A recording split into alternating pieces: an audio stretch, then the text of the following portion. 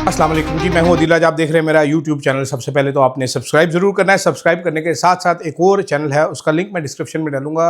राजा Scott 06 उसका handle है YouTube का। छोटे भाई का मेरे चैनल है, बड़ा इंटरेस्टिंग आपको मवाद मिलेगा यहाँ पर।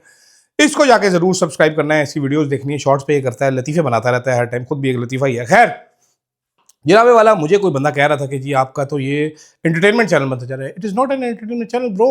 मैं सबसे ज़्यादा आपको खबरें दे रहा हूँ, तो वो खबरें दे रहा हूँ तो जो आपको कहीं नहीं मिलेंगी। 90% आप ये देखिएगा कि जो बातें मैं आपको हंसते खेलते बता जाता हूँ, वो बातें कई कई दिन बाद दूसरे बड़े व्लॉगर्स कर रहे होते हैं। अब नेचर मेरा कुछ ऐसे में पटरी से होता है, तो I will try to keep myself serious most of the time, because I am also very serious person, as you already know. जनाबे वाला, क्या गंडापुर एंड कंपनी, क्या तरीके इंसाफ इमरान खान को रिहाई दिलवा सकते हैं? क्या ऐसी कोई कहानी है? दूसरा सवाल मेरा ये, इमरान खान को रिहाई दिलवाने के हवाले से क्या तरीके इंसाफ में कोई दम खम है? दूसरा सवाल मेरा, अहम सवाल यही है। ठीक है, तीसरा सवाल मेरा आपसे अहम सवाल ये है कि क्या इमरान खान के लिए तहरीक चलाने का गुदा है तरीके इंसाफ में, या ये सब काम उसकी फैमिली को करने पड़ेंगे? दूसरे टॉपिक पे जो मैंने बात करनी है वो ये है कि इस टाइम पंजाबी नेशनलिज्म का कार्ड उठा लिया है मरियम नवाज शरीफ, पंजाब दी जटी ने। उसने कहा जाग पंजाबी जाग, तेरी उत्थे लग गया दाग। मिफ्ता इस्माइल खान साहब ने, मिफ्ता इस्माइल खान नहीं है, मिफ्ता इस्माइल साहब ने इस पर एक बड़ा इंटरेस्टिंग कमेंट किया। उन्होंने कहा जी मरियम बीबी कह तो रही है कि जाग पंजाबी जाग, सवाल यह है कि पंजाबी अगर जाग गया तो क्या होगा? अब आप में से बहुत सारे लोग पंजाबी होंगे, ठीक है, वो भी ये देख रहे होंगे। तो मुझे जरा आप सारे ये लोग ये जरूर बताइएगा कि पंजाबियों को जागने का इरादा है या आपके लिए पॉप क्विज है? Pop quiz.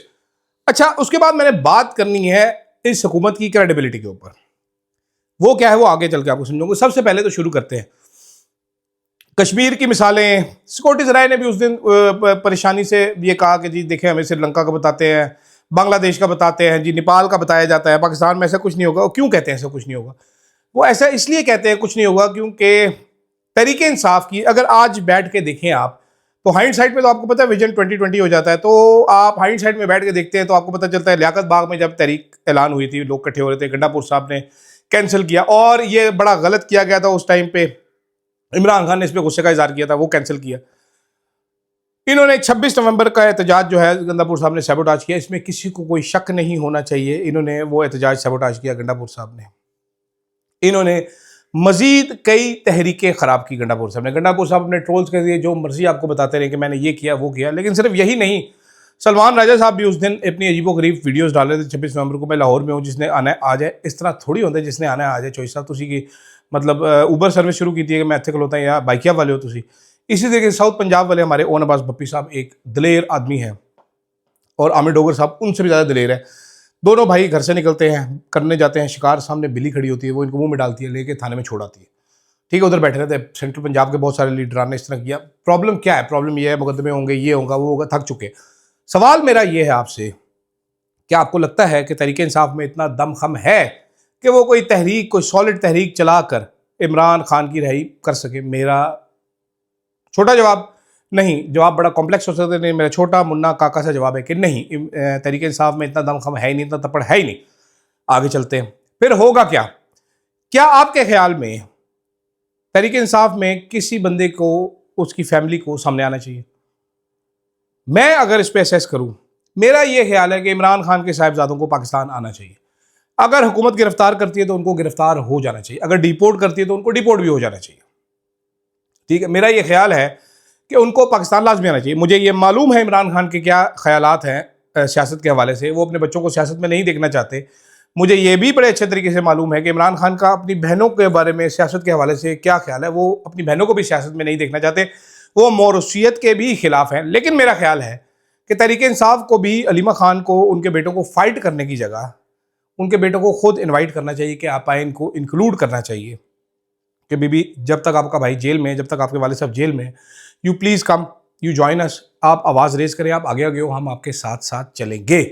तहरीके इंसाफ के लीडरान ने हर मुश्किल वक्त में कारकुनान को अकेला छोड़ा है, इसमें कोई दूसरी राय नहीं है। मेरा ख्याल ये है कि इमरान खान के साहबजादे बेस्ट हैं इमरान खान की रिहाई की तारीख को रीड करने के लिए। Second best would be Aleema Khan, because she is determined, she is like me, very very डीट, she would not let go easily. बाकी गंडापुर एंड कंपनी के साथ माजत। आगे चलते हैं जनाब। आगे हो गया जी मेरा पंजाब मेरा पैसा मेरा पानी। मलकाए पंजाब मरियम नवाज शरीफ तस्वीर आला के डेजिग्नेशन के साथ मंजर-ए-आम पर आ गई है। मरियम नवाज साहिबा जो बातें कर रही हैं, जो हरकतें कर रही हैं, वो कोई भी जमहूरी लीडर नहीं किया करता, लेकिन इतलान अर्ज़ है कि मरियम नवाज कोई जमहूरी लीडर नहीं है। एक डील के नतीजे में हुकूमत में आने वाली जिनको के खैरात के तौर पे सीटें दी गई है कि तुम हमारी हर बात मानोगी, जो इस्टेब्लिशमेंट के नहरों के प्रोजेक्ट को आज गले से लगा रही है कि मेरा पंजाब मेरा पैसा मेरा पानी है। इस तरह मुल्क नहीं चला करते, इस तरह जमहूरियतें नहीं चलती है। बादशाहतें ज़रूर होती हैं।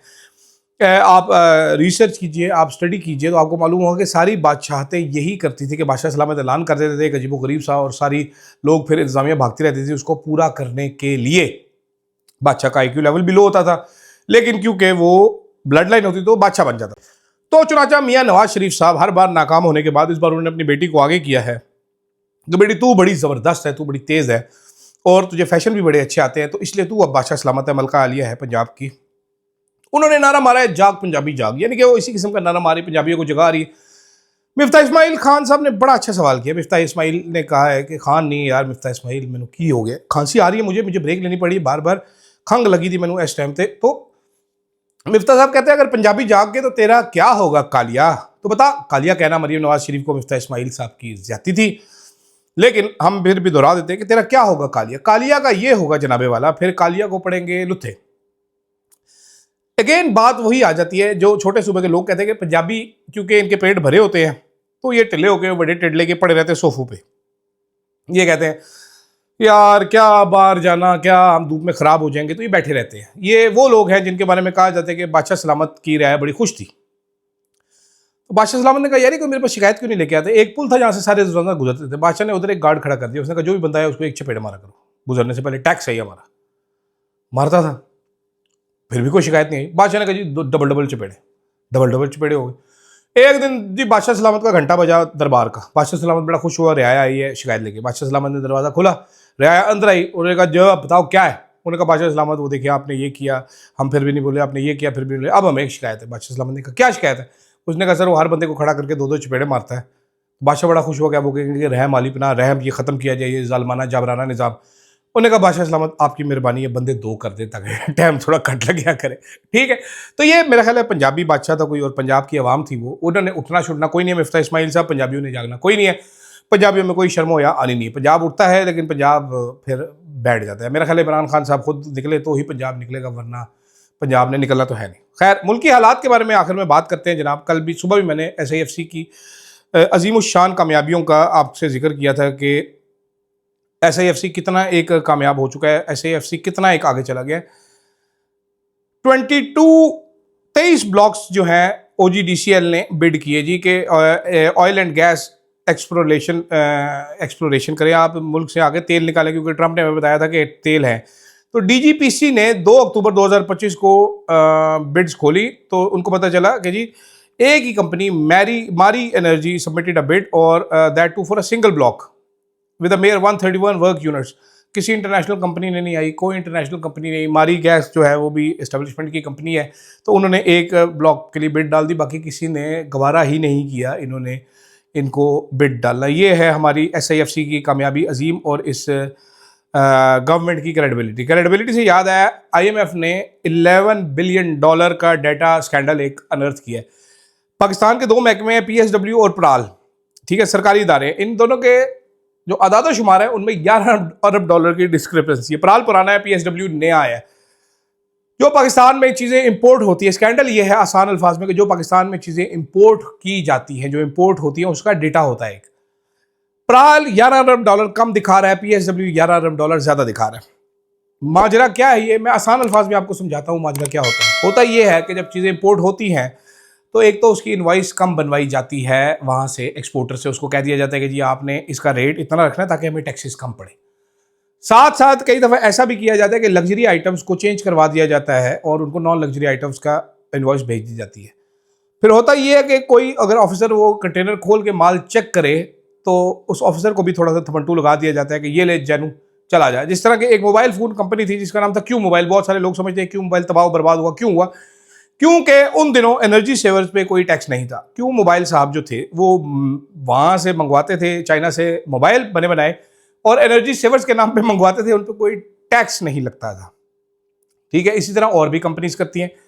गाड़ियां मंगवाई जाती हैं स्क्रैप में, जो कि एंटीक्स होती हैं, जो कि करोड़ों रुपए की मालियत की गाड़ियां होती हैं। तो पाकिस्तान में इस तरह के बहुत सारे धंधे किए जाते हैं और ये सरकारी सरपरस्ती में होते हैं। जिन लोगों की पोर्ट पे ड्यूटी होती है वो इनसे करोड़ों अरबों रुपया सालाना कमाते हैं।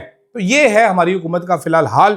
जो शहबाज शरीफ साहब छोटी टाई लगा के और हर रोज़ एक बाप का माल समझ के बैरून मुल्क सफ़र पे चले जाते हैं। अभी मलेशिया चले गए हैं, कल वो इंग्लैंड से आए थे, परसों वो सिंगापुर फिरे थे, तरसों अमेरिका बैठे हुए थे, उससे पहले सऊदी अरेबिया गए हुए थे।